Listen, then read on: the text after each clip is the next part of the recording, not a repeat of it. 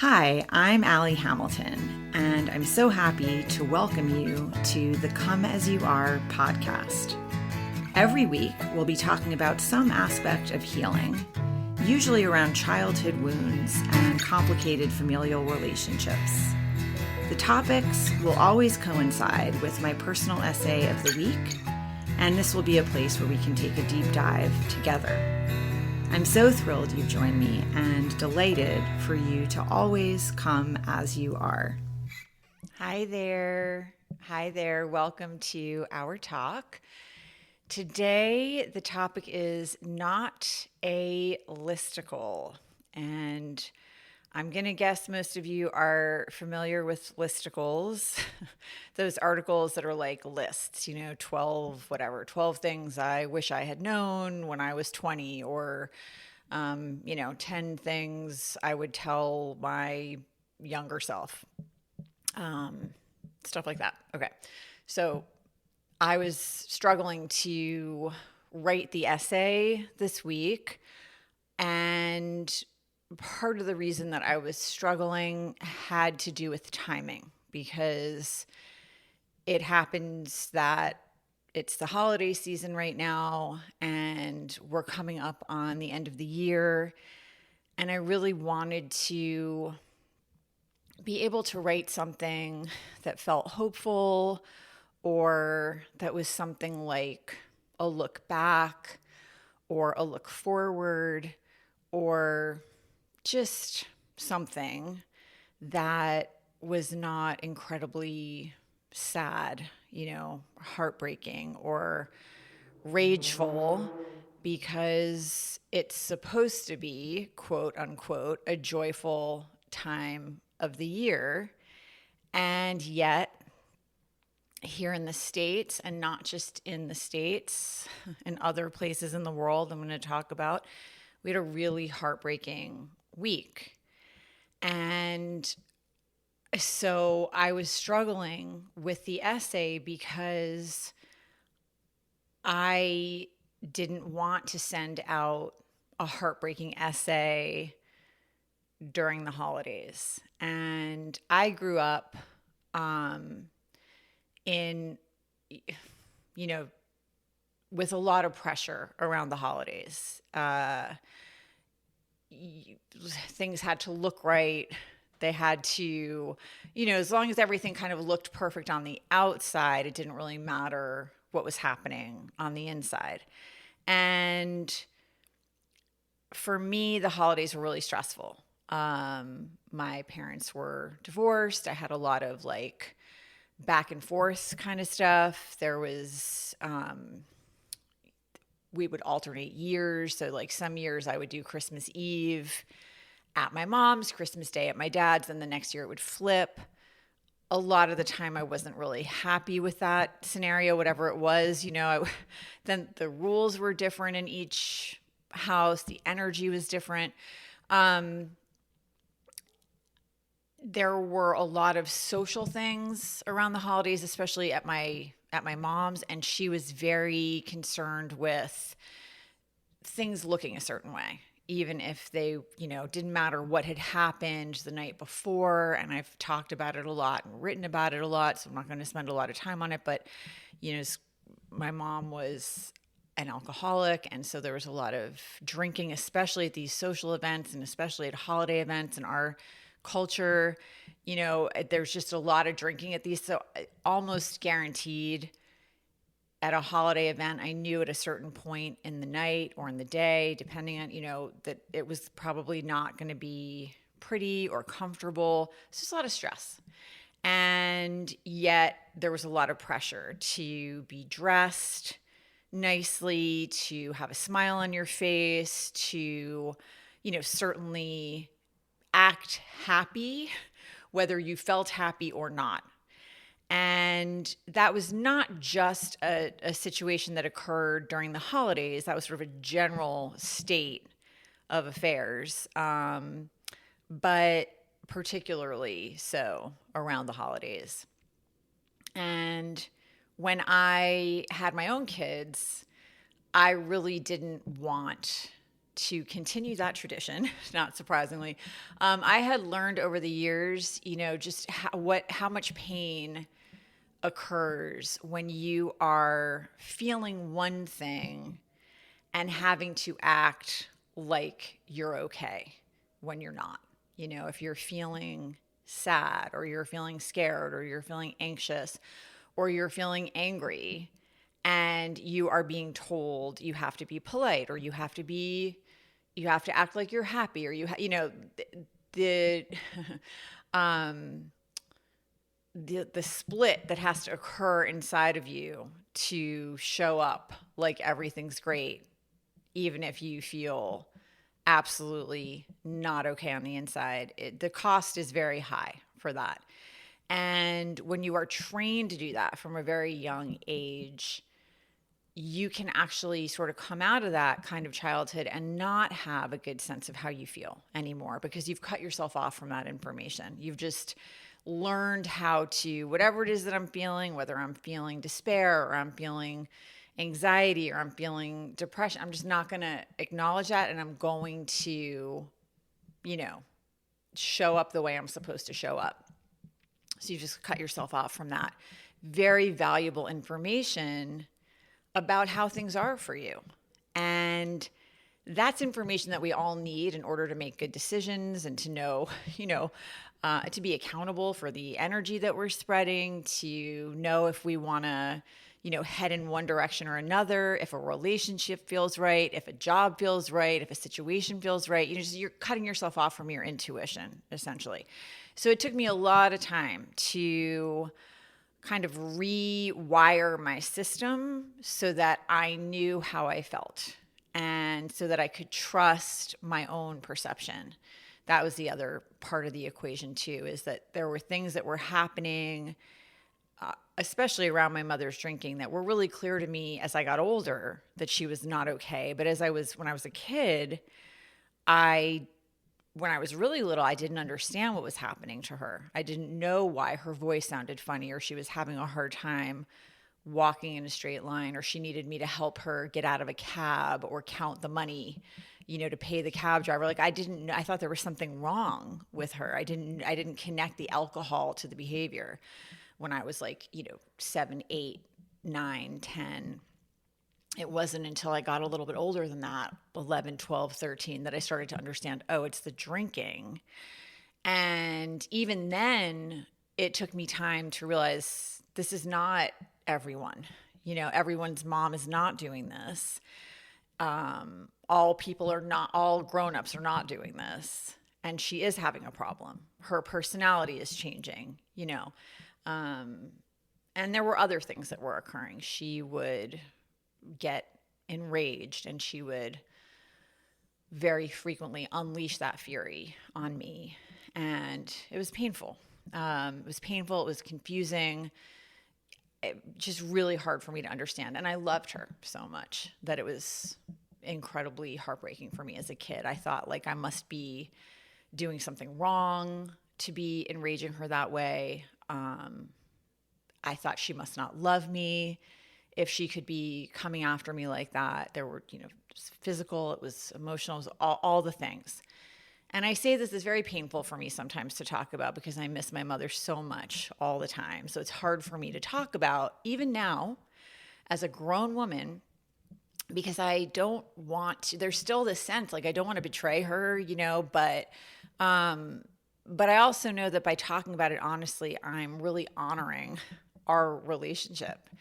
And because there was so much love there. And at the end of her life, I think she did really understand that the drinking had been a huge barrier between us and that had really affected every relationship in her life. I think if she had things to do over again, she would have done them very differently. So I think, talking about it and writing about it is good because if there's anyone out there who's struggling with this, the sooner you can kind of get your arms around it, the better. Okay, so I know that there's no forcing. You can't force cheer. You can't force joy. You can't force anything. You feel how you feel.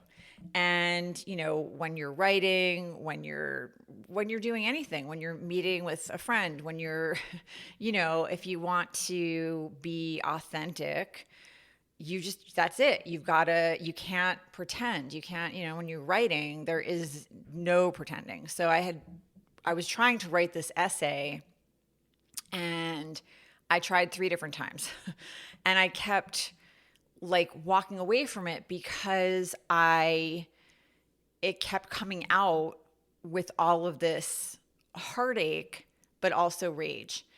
And why? Well, I always have a hard time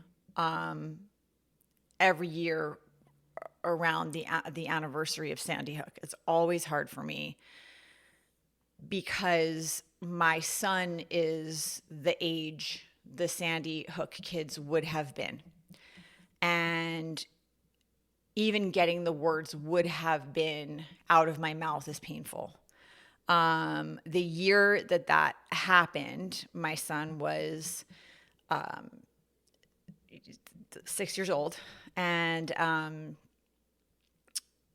I just remember everything that year just reminding me of what all of these parents in Connecticut were going through. And I was writing about that in the essay. Like, I remember opening my closet door about a week before Christmas and seeing all of the gifts that I had wrapped and hidden in the back of the closet for my kids, and how it hit me that there were all of these closets in Connecticut, all these parents who probably also had gifts wrapped and hidden in the backs of their closets, but those gifts were never going to get opened.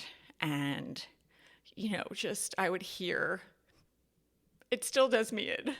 I would hear, my kids just like their little feet, padding down the hallway. And I would think about those parents and how some of them had one child, there's no more little feet like running down the hallway, or the people who had, 2 kids, these siblings trying to make sense of what had happened when grown-ups couldn't make sense of what had happened, and still can't, because there isn't any making sense of it. There isn't any making sense of children being shot down at school. It's not a thing that makes sense or that should ever happen. It shouldn't happen once, let alone, become a thing that a country allows to happen over and over and over again. And I really thought when that happened, and, remember, this was not the first time. We had Columbine. We had had other horrible school shootings. It was not the first one. It was just 6-year-olds, and 20 of them, and teachers, administrators. I mean, it was a devastating situation. And I thought, well, surely we're going to fix it now. We're going to do something now. It's going to change now. We're going to pass some sane gun control legislation. We're going to, ban assault weapons. We're going to do something. We're going to increase the mental health initiatives. We're going to have, gun buyback programs. We're going to do a bunch of things here to make this better. Not, we're going to go take everyone's guns. I know people freak out. That's never going to happen in this country. Sadly, I'm at the point where I would love it. I'm just going to be real honest with you. I would love it if we took everyone's guns except people in the military and police officers, the people who actually need them. I'd be thrilled. Sorry, for everyone else, unless you like hunt for your food, I'd be thrilled. But that will never happen here. It will never happen. It's not even a thing. But I'm just over it. I'm so over it that, like, yes, I would love that, but that will never, ever happen here. All I have ever been looking for this entire time is sanity. Sanity. You know, every other developed country in the world has figured this out except us. Every other country. I really want you to wrap your head around that. We are the only country that allows school shootings to go on and on and on. We are it. We are the number one at that. And that is embarrassing and horrifying. And we are failing our children. We absolutely are. And I'm going to tell you some things that some people really might not want to hear, but I'm at the point now where I'm not mincing words anymore. I'm not, because I have school-age children. So I have been living this since Sandy Hook with children going to school in this country and having this school shooting situation just go on and on and on, and nothing changes because of a number of factors. We have too many politicians who are in the pocket of the gun lobby. We have too many of them, too many governors who are taking millions, like $50 million, all these donations from the gun lobby. And then when we have a school shooting, those are the guys that get out in front of the cameras and they say thoughts and prayers. And they say, today's not the day to talk about legislation. It's too soon for that. Don't politicize this. Those are those guys, the ones who are making millions of dollars off of dead children. Okay, I'm done mincing words. I have got to tell you, it is the Republican Party that blocks legislation on sane gun control. You can please fact check me. Please go ahead and fact check me. It is the Republican Party that continues to block sane gun control legislation. That does not mean that there are not Democrat politicians who have taken money from the gun lobby, because there are far, far less politicians, far fewer politicians, and far less money. I mean, by far. Just, again, fact check me. I beg you, fact check me. There's no comparison. The current administration, what happens when we have these school shootings is people in the Republican Party will say, guns do not kill people, people kill people. And then this administration cut $1 billion in funding for mental health programs and initiatives that were designed to decrease gun violence. So you don't want to do anything. This administration made it easier to buy guns. They got rid of a very small excise tax. It was $200. They wiped that out. They made it easier to buy gun silencers. They made it easier to purchase guns. And they defunded the mental health initiatives that were meant to help decrease gun violence. So if you are somebody who wanted to say it's not the guns, it's mental health, well, your party defunded the mental health programs as well. This president on day one got rid of the White House Gun Violence Prevention Office, which was tracking the programs that were helping. Got rid of it, gone. Day one of his second term. Again, I've linked all this stuff in the essay. So if you have any doubt about anything that I'm saying to you, just please go fact check me. I really want you to, because if you're a Republican and you're upset about what I'm saying, like you don't like that, call your representatives. I want you to they're going to listen to you more than they're going to listen to anybody else. They're your representatives. You are the constituent. So if you are not okay with that, you call and you say, wait a second, why did you, it's in the big quote unquote beautiful bill, the $1 billion in funding that was cut. If you're not okay with that, call. I mean, it's too late. It's been done. It's already happened. But that is what happened. And so definitely call and let them know that you're not okay with that if you aren't. And let them know that you will not be voting for people that are not willing to. Universal background checks. This is stuff most Americans want across party lines. Universal background checks, close the loopholes at these, these gun sales, these places where you can go and you can like buy guns, I can't think of the name of it now, but it's like, they get together and they've got the gun sales, right? And they've got loopholes there. So you don't have to have the vetting and the waiting and the background checks. No, close the loopholes, universal background checks. And we had a federal ban on assault weapons. And then people will say to you, and I know this because I've been writing about this for a long time. So you'll say that, a federal ban on assault weapons, and somebody will come in the comments, says there's no such thing as assault weapons. When I say assault weapons, I'm talking about any weapon that can kill 20 kids in 2 minutes, okay? Is that good enough? Does that help everybody? Any weapon that can wipe out 20 children in 2 minutes is what I'm talking about when I say assault weapons. A federal ban on assault weapons. Now, we had one under Bill Clinton. Feel how you feel about that, man. We had one under Bill Clinton. And there were 19 weapons that were banned. And it had a very serious and positive impact in decreasing mass shootings at the hands of those particular weapons. It made a big difference. It matters. It works.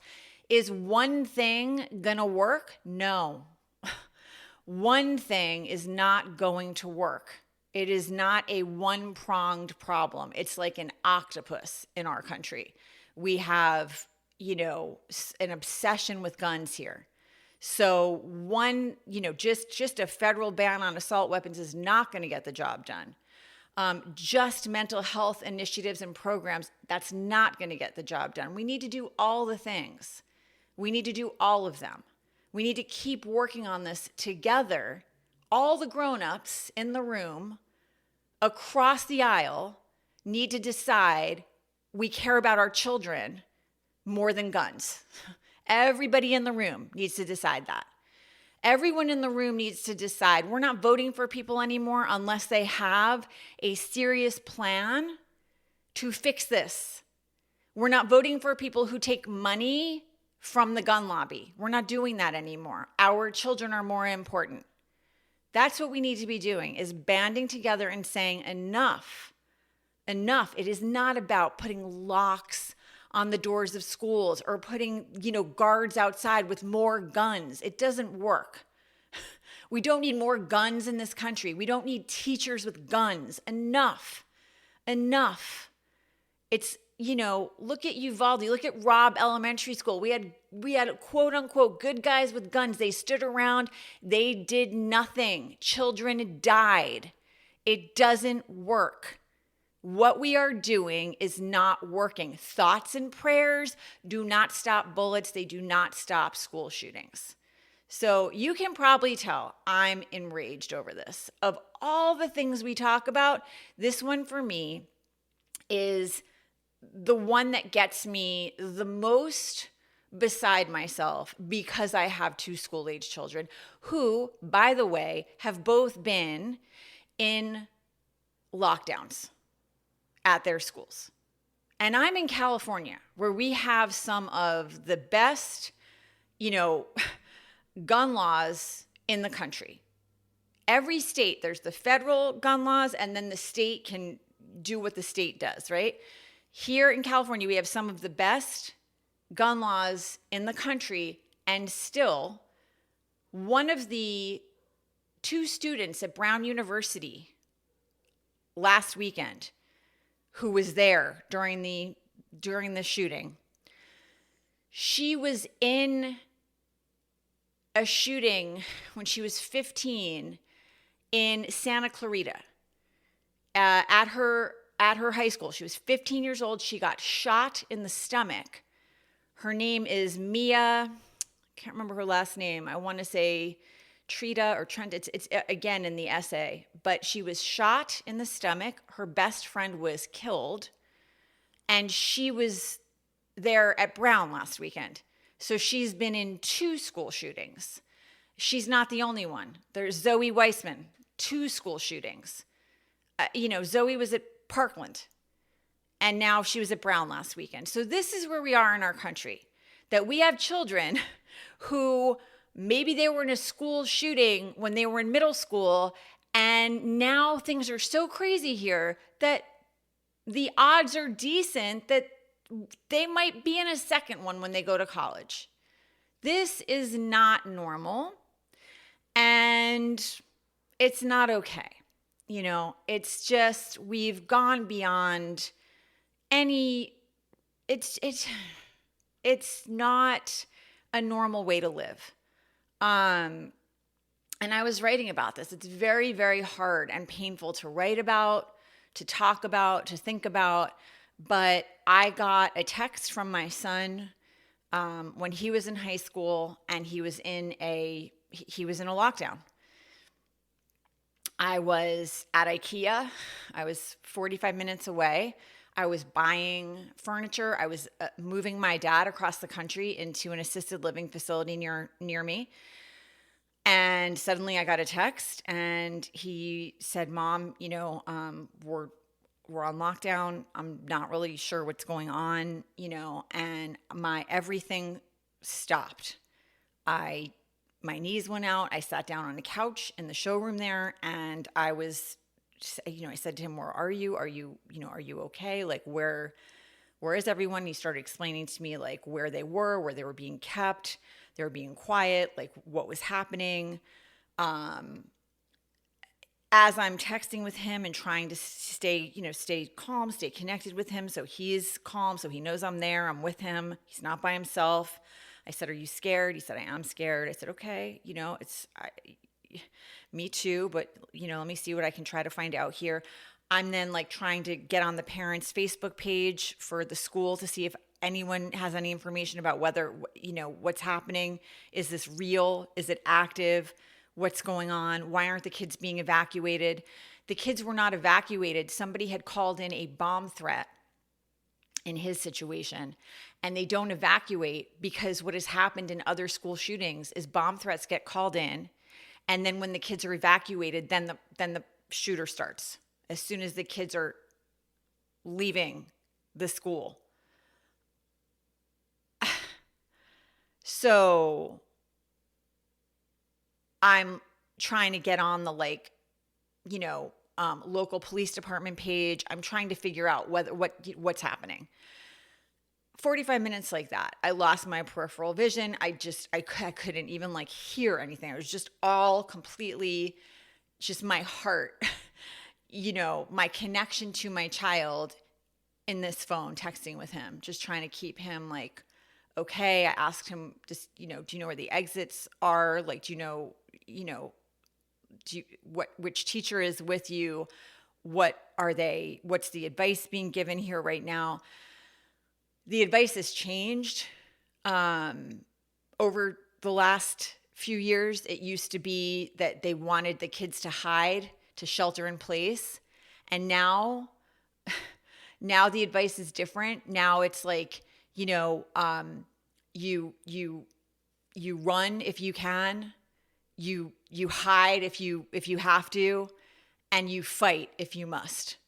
This is insanity, is what it is. These active shooter drills these kids are going through, they're in kindergarten, they're in first grade, they're in second grade, and they're having to go through active shooter drills like it's normal. It's not normal. It's not normal. Now, in my son's case, thankfully, it was not a shooter on campus. It was a false alarm. But we didn't know that for 45 minutes. Longest 45 minutes of my life until it happened to my daughter. And when it happened with her, I was around the corner and I ran. I ran toward the school, which I was supposed to wait at home. I was supposed to wait at home to find out, to wait for the school to tell me what to do. I couldn't do it. I challenge anyone in that situation to wait. I ran toward the school and I went to one of the exits that was not heavily guarded by, a bunch of police officers, because there's no way. She was terrified. I can't wait at home. I'm half a block away. And those police officers, the SWAT team was there. But I didn't know what I was going to find when I got there. I didn't know if it was going to be a bunch of good guys with guns, quote unquote, waiting outside. The SWAT team was crawling all over the campus, and I stood at this one exit, which is not a heavily used exit. I had a feeling that was probably the place to go. And I was texting with her, same, where are you? What building are you in? What room are you in? Do you know where the exits are? Who's with you? What's happening? I was, of course, asking the police officers, what happened? What's going on? And they didn't know. They were trying to figure out whether what was going on. Someone had called in,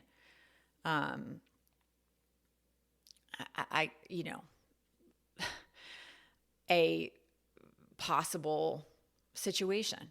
I mean, thankfully, the police responded quickly, but this is not normal. And, in the same way, I was just trying to keep her calm and also try to understand what floor is she on. Which way does she go if she starts to hear something? This is what's going on in my head, but I'm not saying this to her because I don't want to scare her more than she's already scared. But I'm ready in my mind to say to her, if you start to hear anything that sounds like gunshots, I want you to run for the exit. This is what I'm preparing in my head in case it goes that way. I'm getting ready to tell my youngest child, if you start to hear anything that sounds like gunshots, I want you to run as fast as you can away from that sound toward the exit. And then I want you to run in a zigzag out of the school. Because I read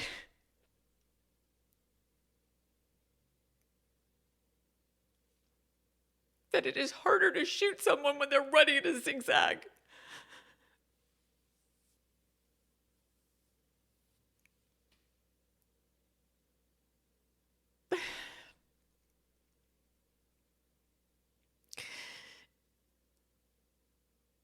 Oh boy. I didn't have to say that to her because her situation was also a false alarm, but it's just not normal. It's not normal that our kids are living this way. It's not. And if you watched any of these kids from Brown University, being interviewed later, they're not okay.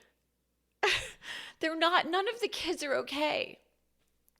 And not only are they not okay, I want you to understand they're very aware that the grown-ups aren't doing anything. Please understand that. The kids get that this doesn't happen in other countries and that the grown-ups in this country are not doing anything. They know. They're not confused. So what do you think the message is for these kids? And the older they get, the more aware they are of which party is stopping the legislation. They're not confused. They're not. They're smart and they're paying attention, especially the kids that have lived through a school shooting. Go pay attention to these Parkland kids, and they get vilified by the Republican Party. Grown adults start going after these kids like David Hogg. They start going after kids. I mean, that's how absolutely unwilling these people are to admit that this is not, it's not working and it's not okay. These people that are like so obsessed with their Second Amendment rights are the same people who voted for a president and an administration that violates the Constitution 8 days a week. They don't care about any of that. Due process, don't care. Due process for immigrants, don't care about that. Don't touch my guns. Don't touch my guns. Don't talk to me about sane gun control legislation. I won't budge 1 inch, not 1 inch. It's my right. It is not your right. It is not your right, actually, to have unfettered access to guns. It is my child's right to go to school and not get killed, and every other child's right in this country.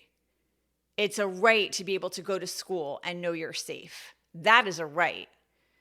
If you want to own a gun, asking you to do some reasonable things, the same stuff we do if you want to drive a car, just prove that you're competent. Prove that you know that, just like with a car, you could kill somebody with this piece of machinery. You could kill someone. You could kill yourself. You could kill the other people in your car. You could kill people in the cars around you. So there are precautions that you need to take and things you need to understand so that you can be safe if you're going to drive a car. And you need to prove that you are continuing to be safe every few years. You got to go in. You have to renew your license, or you have to take a new eye exam, or whatever it is, right? These are just basic things that we're asked to do in order to drive a car. You have to put your seatbelt on. You have to, have your tags have to be up to date. They're just requirements that you have to meet in order to be able to drive a car. That's all people are asking for, people like me, is some sane legislation so that you are held accountable. We have had so many situations where a kid who is having a mental health crisis, let's say, has access to a gun because it wasn't properly stored in the house. Let's pass some laws here where if you are a gun owner and you are not locking up your gun and ammo, and your kid or a friend of your kids or anybody gets access to that gun because you didn't handle it in a responsible way, you're going to jail. You're going to jail. You are negligent. You're negligent, and it's manslaughter. I mean, I don't know.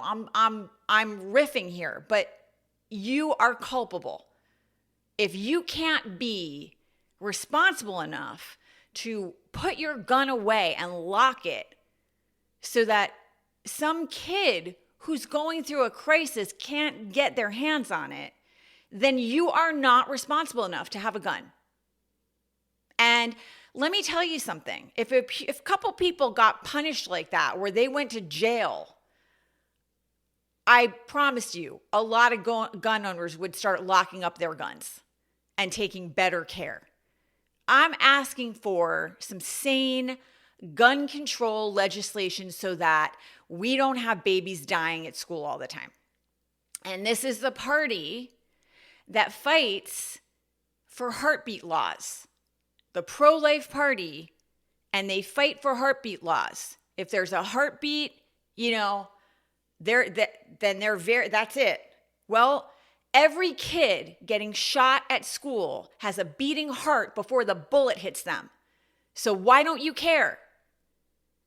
Why don't you care about that? That is a child with a beating heart and a name and memories and a family, and probably like art on the walls at home, and maybe a sibling or two, grandparents, people who will never get to say goodbye to them. Parents who are going to have to think about, what were my child's last moments like? I didn't even get to say goodbye, and they were scared and I wasn't there. You don't care about that? you're not pro-life. You're not pro-child.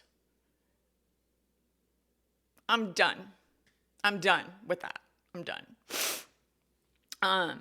So not a jolly essay, not a holiday cheer kind of essay this week. And it can't be, because this is the week we just had.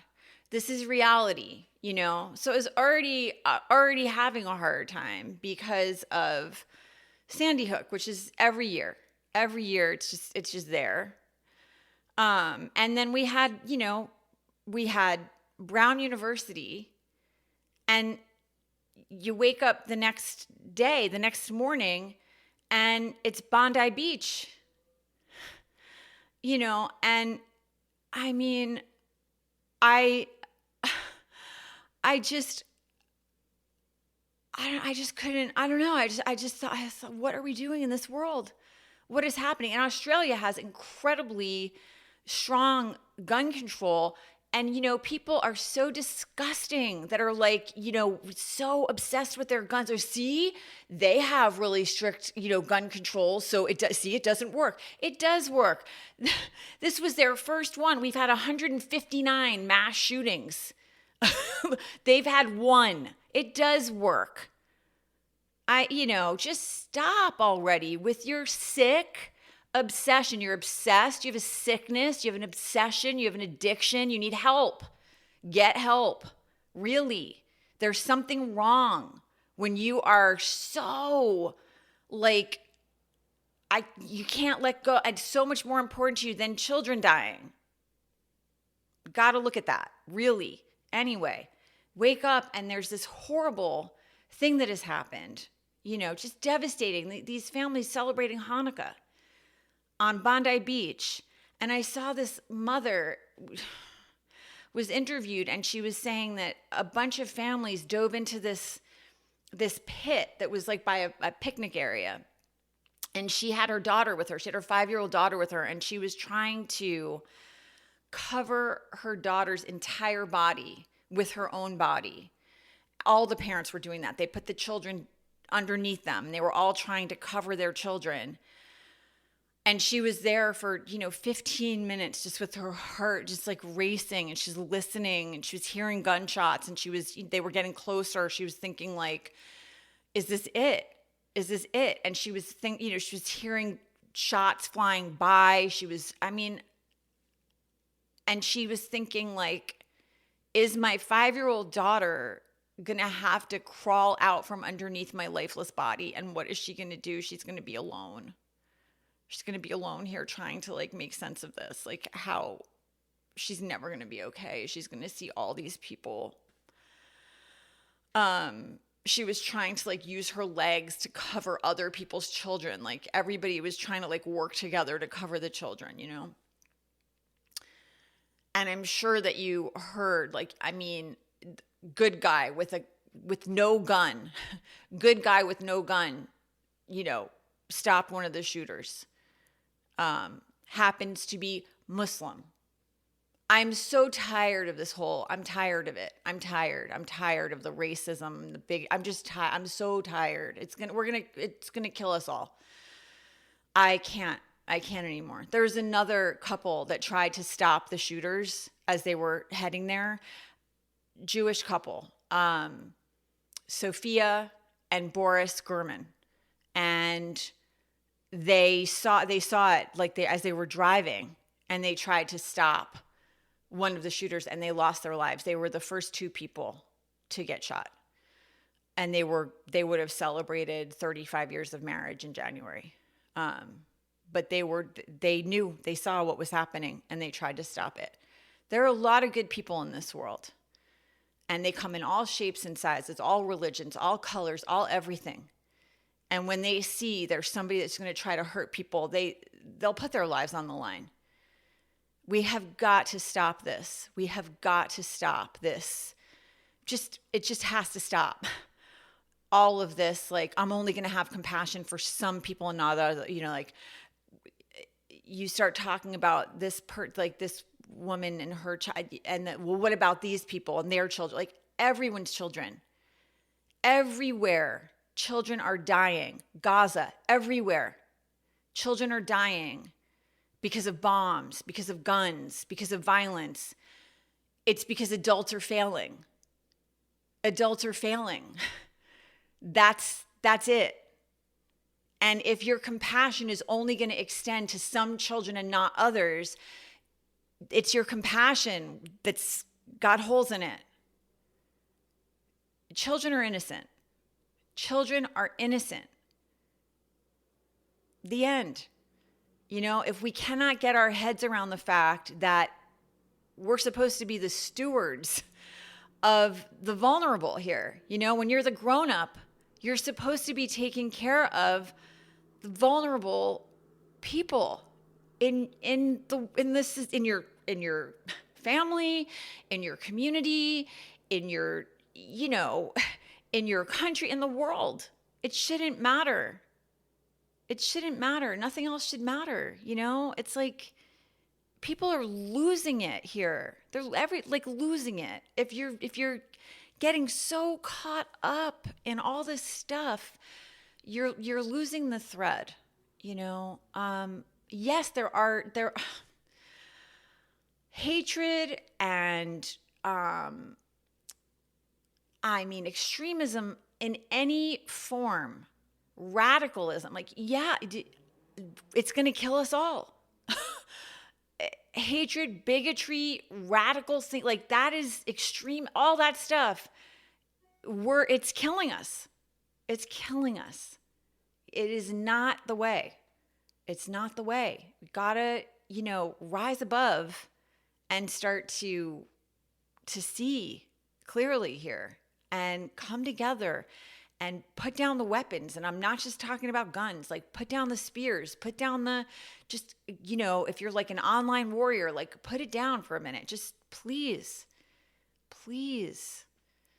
you know, this is not it. It doesn't have to be like this. And no sooner, right? It's like, are we trying to, process this weekend and the shooter is, you know, at large. I mean, all these things, trying to figure out how many families are in mourning, you know, at Bondi Beach, Brown University. Like, what are we dealing with here? And then here in Los Angeles on Sunday, I started to get these really just strange alerts about the Reiners, you know, Rob Reiner, and like two people had been found at a home that he owned, and the ages, you know, a man and a woman, and that's how it came out at first, that a man and a woman, you know, had been found at a home owned by Rob Reiner and 78-year-old and a 68-year-old. And I was thinking, like, is it a home that they owned and maybe somebody was renting from them? But then I like looked up their ages and I just knew, and I just thought, like, oh God, not like, really. And then, you know, that story comes out, and I just felt so much sadness. You know, I felt so much sadness as a mom, because it's not hard for me to put myself in the shoes of parents who are trying desperately to help their child, their grown child. It doesn't matter how old your kid is. It could be, you know, 10, 15, 20, 30. It doesn't matter. It's your child. And if you are dealing with a family member who has been struggling with addiction their whole lives, I know what that is. I mean, I lived that my entire, you know, I grew up with that. It's so painful to love someone who is an addict. It just rips your guts out, you know? It hurts so much. Like, it's just, they disappoint you, they break your heart, you know, they hurt you. But you still love them. You still love them. It's very hard to just cut people off. And so my heart is like just hurt for them so much, because if it's your child, it's like, I couldn't do it with my mom. Like, I couldn't cut her off. Like, I loved her so much. I moved. I moved eventually so I could just have some geographical distance and just try to like disentangle and, do some healing and create some boundaries and try to develop like a good, loving, healthy relationship without allowing myself to be hurt all the time. But your child, it's a whole other level. So my heart just went out to them. And it sounds like it was not just, drug addiction, but he's just diagnosed with schizophrenia. Like, it's just very serious mental health issues going on as well, is what it sounds like. I don't know. That's reportedly what is the case. But I just couldn't get it out of my head that, like, they must have known what was going on there at the end. And, like, I don't know, it just really killed me. Like, I just was, like, I just couldn't get that out of my head of, like, just how devastating it must have been. And,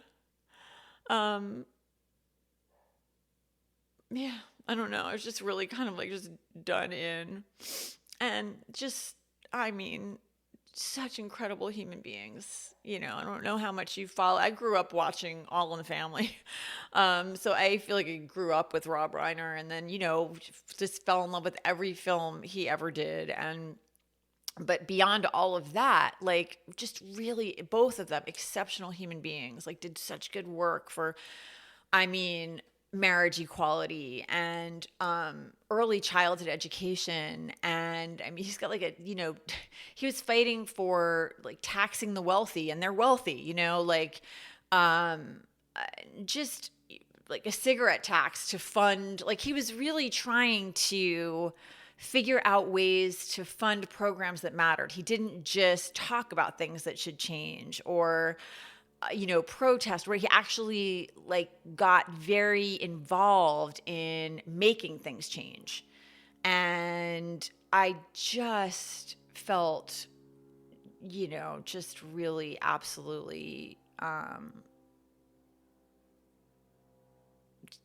just devastated, really just devastated by that. And yeah.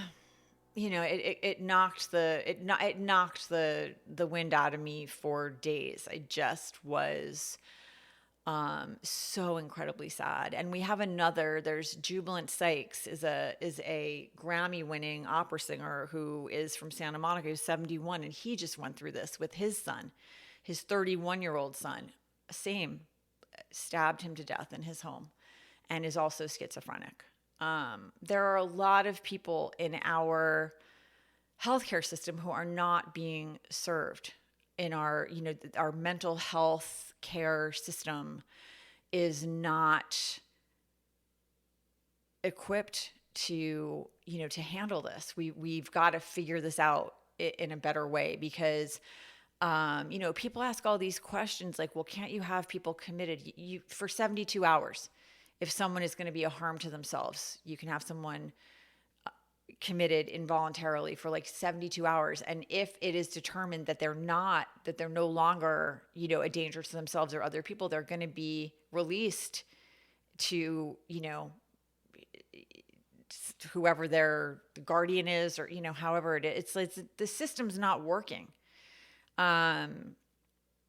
It's just incredibly sad. It's incredibly sad, and it is the wrong time to be defunding Medicaid. We should be, and to put people in a situation where you get 20 million people who aren't going to be able to have any health insurance this year. Things are about to get a lot worse. Again, this administration just decided they're not extending the ACA subsidies. I've been talking about it for months. And it's very easy to criticize.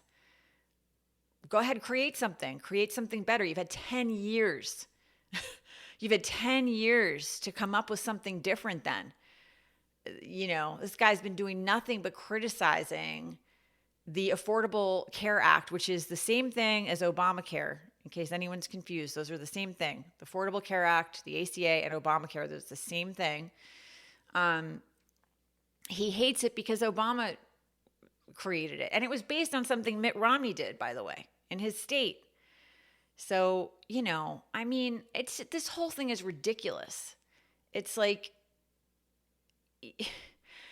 universal health care would be a lot better than what we're dealing with here. We're going to have 20 million people that just get thrown off their health insurance, in addition to the people who, were already struggling. And this president does not care. He's like, well, the health insurance companies we're just going to pay people directly. We'll give them like $2,000. Do you know anyone with cancer? I mean, please. This guy's never shopped for his own groceries. He has no idea what he's talking about. Like none. And doesn't care. The economy's booming for him. The economy is booming for him and his family and all the billionaires. And for everyone else, he could scream at everybody and say, the economy is please, it's doing well for him because he is robbing the American people blind. There's more corruption going on in this administration than any we have seen in the history of this country. It is shocking. I don't, these plaques, whatever, it's like, it's embarrassing. It's embarrassing. It's not even rage bait. It doesn't even, it's embarrassing, to be that petty and childish and insecure. And the president of the United States of America, like, to have that be the same person is so scary for all of us, but also like he embarrassed himself to put your name on the Kennedy Center above JFK. Like, you're embarrassing. Like, it's embarrassing. It's just, I don't know, so it was hard to write the essay this week because I couldn't write like a happy, joyful one. I mean, there's still 13 days left in the year, so maybe I can pull one out next week. We'll see what happens in the next, few days. I would love to be writing about beautiful things. I really would. And I did talk about, how it's been really painful for a lot of us who did not vote for this. It's been very painful and very exhausting, and heartbreaking to watch a lot of the things that have happened that we were all very afraid were going to happen. It's been very painful to watch and tiring to try to keep people safe in our communities and resist and fight back. It's been hard. It's been tough, but we're still here. The people who feel the way that I do, it's a lot of those people are writing about it, talking about it. I mean, keeping a record of what it's like living through these times, and no one later will be confused about how people like me felt. We've dealt with a lot of stuff. The National Guard in some of our cities for no reason, except this president is power hungry and vindictive. We've been trying to keep people in our communities safe. We've been fighting back, trying to keep our daughters safe, our sisters, our mothers, we've been trying. We've been working. We've been protesting and boycotting and writing letters and emails and making phone calls, and we're showing up. So is it enough? Is it perfect? No, but we're not going to quit. And I'm going to tell you something. I really believe in my heart that love always wins in the end. I genuinely believe that in my heart. I do not think angry, vindictive, small-minded, racist, misogynistic, bigoted people. I just don't, there's no vision there. It's just this angry, just awful, hate-filled, um, yeah, it's this is not this is not what wins. It's not a good story. People like stories. I have a lot of, it's so interesting because there are so many, for example, Republicans who love like Rob Reiner's work, the American president.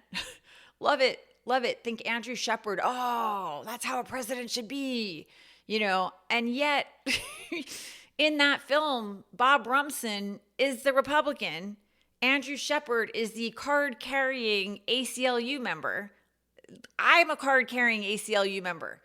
So by today's, in the parlance of our times, Andrew Shepard would be a radical left-wing lunatic. But you got a lot of current Republicans who love that film and think that's how a president should be. And then they go to the ballot box and they vote for like Bob Rumson on steroids with like no redeeming qualities. It's wild. So, I just, this is not the way the story is going to end here for America. We're going to be okay. We are. I think you can probably already tell it's falling apart. I think people are not, you can have a sundowning, narcissist old man like screaming at the camera, but people can still, they're not confused. They go to the grocery store, they see that the prices have gone up, not down. They go to the, gas station to pump gas. They can see how much the gas is cost. They're not confused. People understand. No matter how much somebody's yelling, the economy's great. Like they can feel that it's not, and that the cost of living is not good. There's the economy, the cost of living, inflation. Those are all different. Those are all different things. But people are not confused when they look at their bank accounts and when they go to try to feed their families. They're not confused. And when they can't afford health insurance this year, and he could keep trying to blame Obama all he wants. It's pretty pathetic, okay? It is pretty pathetic. That is not leadership there. That's just lame. You're the president, and people had health insurance last year, friend. They had health insurance. So, and the year before, and the year before that, and for the last 10 years, and you just wiped it out. And no one's confused about who did that.